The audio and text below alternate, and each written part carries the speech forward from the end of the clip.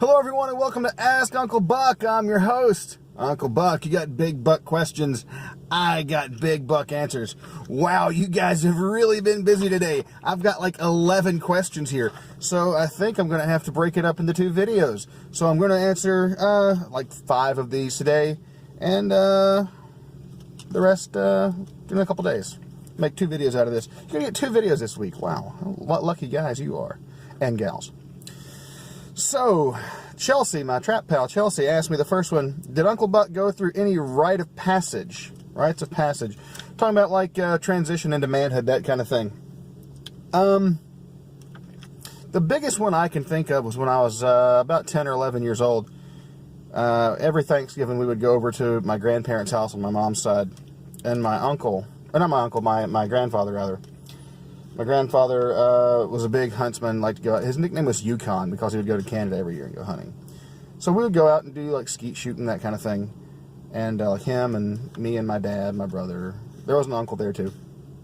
And so that was the first time I ever went skeet shooting when I was like 10 or 11. And I had a little 410 and I hit the target on the first try. A skeet. It was great.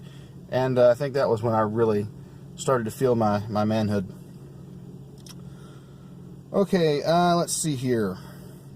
What's the most exotic kind of meat you've ever eaten? I think it was like alligator jerky or something weird like that. Now, we had a lot of questions this week that were race-themed, so I figure I'm going to go ahead and like just tackle those. So, who was your least favorite president in history and why? Barack Obama. Not because of race. That was a really bad way to start this question. Not because of race, but because he was just a shitty president. Like, he was honestly unqualified for the job. He had a lot of scandals. He hurt the economy really badly.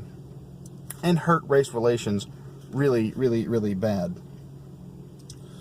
So then Damian Graves just sent me this one a few minutes ago, and it is, why is hating white people a trend nowadays? See, now that's a really good question. Because I think it has to do with divide and conquer. I seriously do.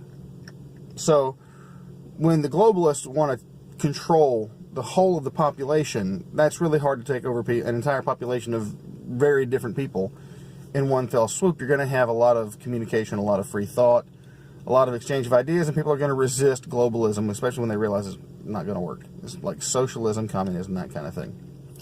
So the way you control the entire population is to break it up into small pieces and then control the small pieces through various methods. Now, one of the hardest bits of the population to break up is going to be white people, because especially in the West, we tend to be a majority. Like, legit. There's no getting around that. So, you break off all the smaller portions of the population, all the minority races, and then you pit them against the white people.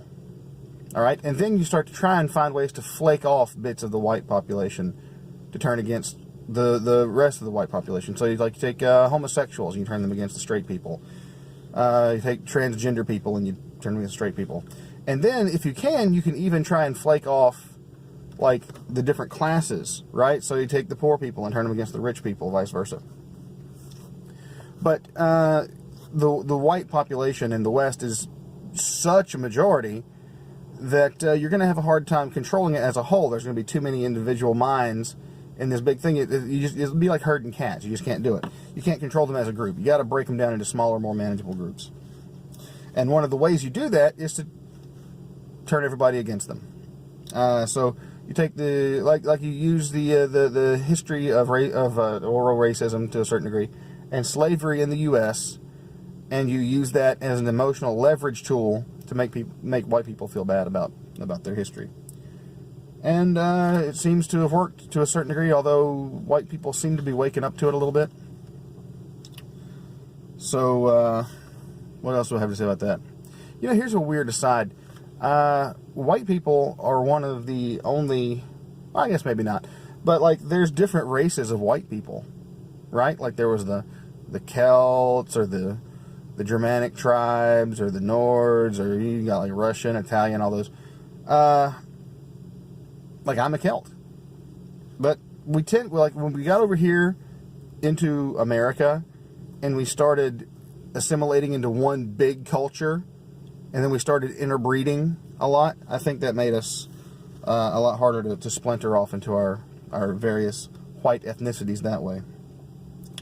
But yeah, just you got to turn everyone against white people. That way you can use that hatred of white people to control the minorities, and then you use those minorities' hate as leverage to control white people. You get them to hate themselves and modify their own behavior to your political agenda. So Flat Earth Tony asked me, how long until the race war? So if everyone hates everyone, how long until we all start duking it out? And here's my thing, I don't think it's going to happen. I really don't. That's been a big thing of, hey, you got to prepare for the coming race war. It's going to be white against black, against Hispanic, against Asian, against this and that. I don't. Because, man, for one, the minorities, like, I think the black population, which is the largest minority in America, are like, what?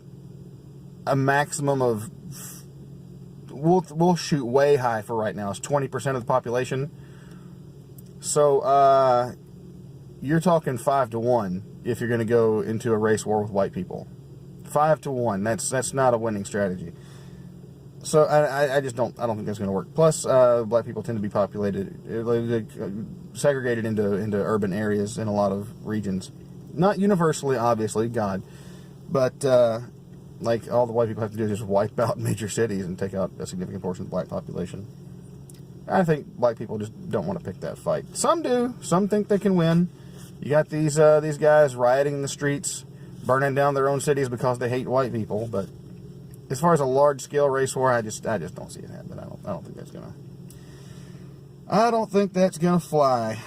So you know what? I think that is what I'm going to cap it at today.